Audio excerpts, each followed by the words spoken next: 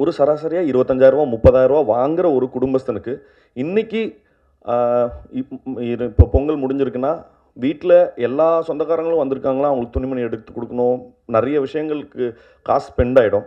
அடுத்த இந்த 15 நாள் என்ன பண்றதுன்ற ஒருத்தன் உட்கார்ந்து திண்ணையில உட்கார்ந்திருக்கிற ஒரு மனநிலைமைய, இன்னைக்கு தேதிக்கு ஒரு குடும்பத்த நடத்துறதே பெரிய அட்வென்ச்சர் தான்.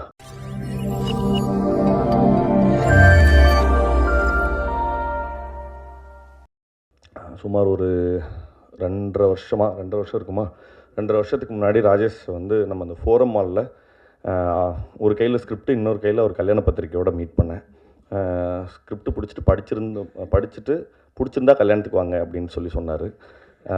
அப்ப அப்புறம் நான் அவர் கல்யாணத்துக்கு முன்னாடி என்னால் படிக்க முடியல. அதனால படிச்சுட்டு நான் சொன்னேன் நானு, இந்த மாரி எனக்கு கதை புடிச்சிருக்கு. பட் ஆனா நான் இடையில 2 படம் பண்ண போறேன். லவ்வரு, குட் நைட்டு, லவ்வர்னு 2 படம் இருக்கு. நான் அதை முடிச்சுட்டு தான் வர முடியும். ஏன்னா ஆல்ரெடி நான் ஒத்துக்கிட்டேன், கையெழுத்து போட்டேன். உங்களுக்கு வெயிட் பண்ண விருப்பம் இருக்கா சொல்லுங்க. அப்படி இல்லைன்னா நீங்கள் வேற யாருக்காவது பிட்ச் பண்ணிடுங்கன்னு சொன்னேன். பட் ஆனால் அவர் வந்து ரொம்ப பிடிவாதமாக, இல்லை நீங்கள் பண்ணுங்கள், நான் வெயிட் பண்ணுறேன் அப்படின்னு சொன்னார். ஸோ அந்த பிடிவாதத்தை வந்து முதல்ல டைரக்டராக அவருக்கு இருக்கலாம். பட் ஆனால் ப்ரொடியூசராக வந்து வினோத் சாருக்கும் இருந்தது தான் பெரிய ஆச்சரியம். முதல்ல அதுக்காக என்னை வந்து இதில் ஏற்றுக்கிட்டதுக்காக ரொம்ப ரொம்ப நன்றி, எனக்காக காத்திருந்ததுக்காகவும். செகண்ட் பாயிண்ட் வந்து, நான் இந்த ஸ்கிரிப்டை எழுதியிருந்த விதம் வந்து, பொதுவாக ஒரு காமெடி படம்னாக்கா லைக் வலிந்து எதையாவது சொல்லி நம்ம சிரிக்க வச்சிடலாம் அப்படிங்கிற போக்கில் இருந்து, ஒரு ஒரு இண்டிவிஜுவலோட லைஃப்பை, ஒரு குடும்பஸ்தனோட லைஃப்பை இப்படி சொல்கிறதன் மூலமாக ஒரு ஹியூமர் பிறக்க முடியுமா? ஏன்னா அது வந்து ஒரு பெரிய பகுதி தான். நம்மளே இப்போ சார் அடிக்கடி முதல்ல என்கிட்ட அவங்க சொன்ன விஷயம் என்னென்னா, நான் வந்து முதல்ல எழுத ஆரம்பித்தது ஒரு சாகச கதை, ஒரு அட்வென்ச்சரஸ் ஃபில்மை எழுதணும் அப்படின்னு நினச்சோம். சரி, என்ன அட்வென்ச்சர் எழுதலாம் அப்படின்னு பார்க்கும்போது, ஒரு மலையிலேருந்து தங்கத்தை திருடிட்டு வர்றது, கொள்ளையடிக்கிற மாதிரியான படம் எழுதலாமா, கவுபாய் ஃபில்ம் எழுதலாமா, ஆக்ஷன் அட்வென்ச்சர் எழுதலாமா அப்படின்னு யோசித்து ஒரு லெவலுக்கு அப்புறம் சலிச்சு, இன்றைக்கி தேதிக்கு ஒரு குடும்பத்தை நடத்துகிறதே பெரிய அட்வென்ச்சர் தான், அதை எழுதுவோம் அப்படிங்கிற மாதிரி பேசி, அதை ரொம்ப ரொம்ப சரிவர ரொம்ப தட்டையான ரைட்டிங்காக இல்லாமல், ஒரு சராசரியாக ரூ. 25,000 30,000 வாங்குற ஒரு குடும்பஸ்தனுக்கு, இன்னைக்கு இப்போ பொங்கல் முடிஞ்சிருக்குன்னா, வீட்டில் எல்லா சொந்தக்காரங்களும் வந்திருக்காங்களா, அவங்களுக்கு துணிமணி எடுத்து கொடுக்கணும். நிறைய விஷயங்களுக்கு காசு ஸ்பெண்ட் ஆகிடும்.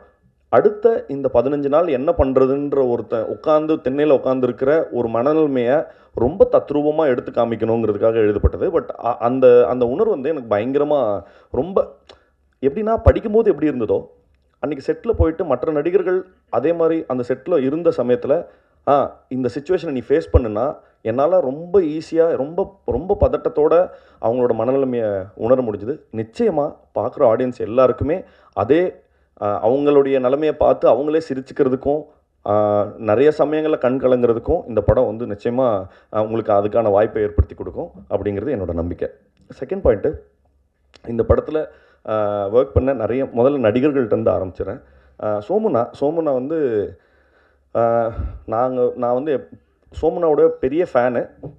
நான் அவர்கிட்ட சொன்னேன், நான் இந்த பருத்தி வீரனில் கஞ்சா கருப்பு சொல்லுவார், இனி யாரும் என்னை அழிக்க முடியாது, என்னைய நானே அழிச்சுக்கிட்டா தான் உண்டு அப்படிம்பார். அந்த மாதிரி வர வெள்ளிக்கிழமை குடும்பஸ்தனும் வருது, அதுக்கு கிளாஸாக அவரே வந்து பாட்டில் ராதாவையும் இறக்குறாரு. அதனால் வாழ்த்துக்கள்னா, டபுள் தமாக்கா வெள்ளிக்கிழமை இன்னைக்கு.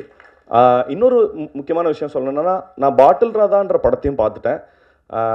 நான் ஒரு படம் பார்த்து எமோஷ்னலாக அழுதுங்கிறது ரொம்ப ரேரான ஒரு சம்பவம்.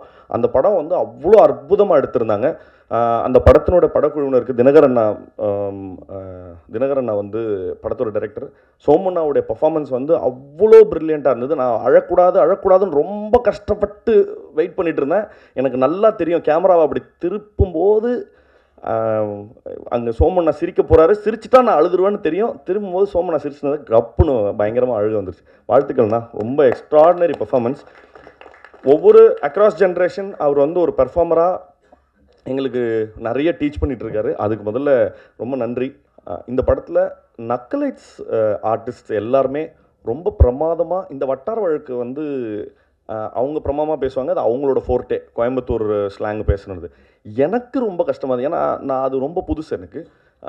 அதை பிரமாதமாக வந்து எனக்கு நிறைய சமயங்களில் சொல்லி கொடுத்த இந்த படத்தில் இருக்க நிறைய ஆர்டிஸ்ட், முக்கியமாக ஃபஸ்ட்டு வந்து முத்தமிழ். ஏன்னா முத்தமிழ் கூட தான் எனக்கு நிறைய சீன்ஸ் இருந்தது. முத்தமிழ், அப்புறம் ஜென்சன் சாரு, அனிருத், இந்த மாதிரி எக்கச்சக்கமான ஆர்டிஸ்ட் வந்து நிவே, அப்புறம் எனக்கு அக்காவை நடிச்சிருக்காங்க நிவேலேருந்து. எல்லாருமே எனக்கு வந்து பயங்கரமாக கோச் பண்ணாங்க. கிருஷ்ணா, மிதுன், இவங்க எல்லாருமே ஹெவியாக என்னை வந்து அந்த ஸ்லாங்கை எப்படி பேசணுங்கிறத கோச் பண்ணிட்டே இருந்தாங்க. அது ரொம்ப நான் நன்றி கடன் பட்டிருக்கேன். ஏன்னா நான் டப்பிங் பேசுகிற வரைக்கும் அதை அப்படியே கொண்டு வந்து சேர்த்தாங்க. முக்கியமாக நான் இங்கே ஒரு முக்கியமான ஒருத்தரை பற்றி பேசணும். அது பிரசன்னா சார்.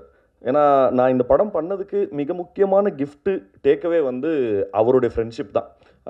அவர் வந்து ஒரு பெரிய என்ன சொல்ற, தனி மனிதனுடைய நம்பிக்கை இவ்வளோ பெரிய ஒரு பெரிய சாம்ராஜ்யத்தை கிரியேட் பண்ணுங்கிறது, நான் கோயம்புத்தூரில் போய் நக்கலைட்ஸ் ஆஃபீஸ்க்கு போய் அங்கே இருக்கிற அவங்க கிரியேட் பண்ண கண்டென்ட்ஸும் அவரோட விஷனையும் இதெல்லாம் தெரிஞ்சுக்கிட்டதுக்கப்புறம் எனக்கு அது வந்து இது வந்து எனக்கு என்னுடைய கெரியருக்கு அவர் தெரிஞ்சுக்கிட்டா க்ரோத்தா அப்படி இல்லைங்கிறத தாண்டி நான் மனசா உள்ளமா இன்டர்னல் க்ரோத்துக்கான ரொம்ப முக்கியமான ரெஃப்ரெஷிங்கான நிறைய விஷயங்கள் அவர் எங்களுக்கு சொல்லி கொடுத்தாரு.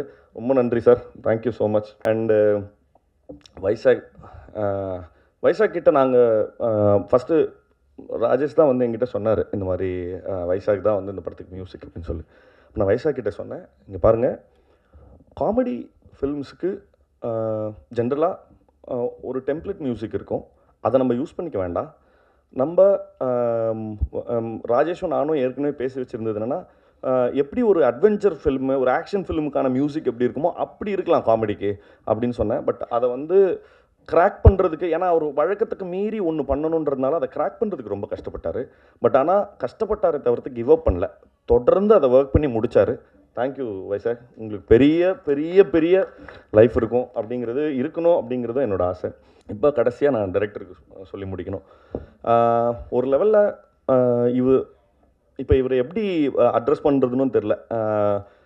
நான் என் லைஃப்பில் ஜாஸ்தி சண்டை போட்டவங்கன்னு சொல்லி எடுத்தாக்கா அந்த லிஸ்ட்டில் இவரும் இருப்பார். ஏன்னா கட்டி உருண்டோம் சண்டை, செம்ம சண்டை. ஆனால் என்னத்துக்குன்னா படத்தோட வெல்ஃபேருக்காக தான். அதனால தான் எனக்கு வந்து அது அவரும் என் மேலே கோச்சிக்கல, இல்லை நானும் அவன் மேலே கோச்சிக்கல. இந்த படத்தினுடைய வெல்ஃபேருக்காக அவ்வளோ பெரிய அவ்வளோ சந்தோஷமாக ஈச் அண்ட் எவ்ரி டே வந்து ஒரு சின்ன அப்டேட்னா கூட ஃபோன் பண்ணுறாரு, தலைவா இப்படி நடந்துச்சு, ஓகே, அப்புறம் என் சைடில் எதனா ஒரு ஐடியா இருந்தால் தலைவா இப்படி இருக்குன்னு. ஸோ அந்த ரிலேஷன்ஷிப் வந்து இன்ன வரைக்கும் அவ்வளோ சந்தோஷமாக மெயின்டைன் ஆனதுக்கு ராஜேஷினோட ஸ்பிரிட் ரொம்ப முக்கியம். ஏன்னா வேறு யாராவது இருந்தால் அந்த நான் சண்டை போட்டதை வந்து ரொம்ப இவர் பாருங்க அப்படி, ஆனால் அவர் என்ன புரிஞ்சுக்கிட்டாருன்னா, இல்லை அவன் படத்தோட வெல்ஃபேருக்காக தானே சொல்கிறான் அப்படிங்கிறத ரொம்ப சரியான சென்ஸில் புரிஞ்சுக்கிட்டதுக்காக ரொம்ப ரொம்ப நன்றி. இது தொடர்ந்து நாங்கள் அடுத்தடுத்து வேலை செய்கிறதுக்கான பாலமாக வந்து இந்த குடும்பஸ்தனும் அமைஞ்சதுங்கிறதுல பெரிய சந்தோஷம். அப்புறம் டைரக்டர் ராம் சாரும் சரி, தேசிங் சாரும் சரி, நாங்கள் ஷூட்டிங் பண்ணிகிட்டு இருக்கும்போதே வந்து ரஷஸ்லாம் பார்த்துட்டு வந்து எங்கிட்ட வந்து நிறைய சொல்லியிருக்காங்க, இந்த படம் நீங்கள் பண்ணியிருந்த இந்த சீன் நல்லாயிருக்கு, அந்த சீன் நல்லாயிருக்கு அப்படின்னு சொல்லி. தொடர்ந்து வந்து ஒரு வேலிடேஷனுக்காக வேலை செய்யும்போது ஒரு வேலிடேஷன் இருக்கணும்ல, யாராவது வந்து தம்பி நல்லா பண்ணுறப்பா அப்படின்னு சொன்னால் ஒரு நிறைவோ ஒரு நிம்மதியோ கிடைக்கும்ல, அதை வந்து தொடர்ந்து கொடுத்ததுக்காக ரொம்ப ரொம்ப நன்றி சார். அண்டு எப்போவுமே என்னுடைய இன்றைக்கி வந்து கனி மேடம் சொன்ன மாதிரி தான், ஒரு சினிமா மேலே ஆசைப்பட்ட ஒரு பையன் இப்படி சினிமாவில் அதாவது ஒரு சின்ன பேரை எடுக்கிறதுக்கே வந்து ஒரு பெரிய ஆதரவு தேவை. அந்த சின்ன பேரை எடுக்கிறதுக்காக இவ்வளோ பெரிய ஆதரவு கொடுத்த உங்கள் எல்லாருக்கும் ரொம்ப ரொம்ப நன்றி. ஏன்னா தொடர்ந்து என்னுடைய எல்லா படங்களுக்கும் சின்ன சின்ன முயற்சியை கூட நீங்கள் பெருசாக பாராட்டி எழுதுனது தான் என்னை வந்து அடுத்த ஏதாவது தொடர்ந்து நல்ல வேலைகளை செய்கிறதுக்கு வந்து என்னை ஊக்குவிச்சுட்டே இருக்குது. தேங்க்யூ, என்றைக்குமே ரொம்ப கிரேட்ஃபுல்லாக இருப்பேன் அதுக்கு. அண்டு கன்னி மேம், உங்களுக்கும் ரொம்ப நன்றி, இவ்வளோ அழகாக ஹோஸ்ட் பண்ணி கொடுத்ததுக்கு. வந்திருந்த எல்லாருக்கும் ரொம்ப ரொம்ப நன்றி. ஜனவரி 24 அன்று இந்த படம் திரையரங்குகளில் ரிலீஸ் ஆகுது. நிச்சயமாக படம் பார்த்துட்டு எப்படி இருக்குன்னு சொல்லுங்கள். வணக்கம்.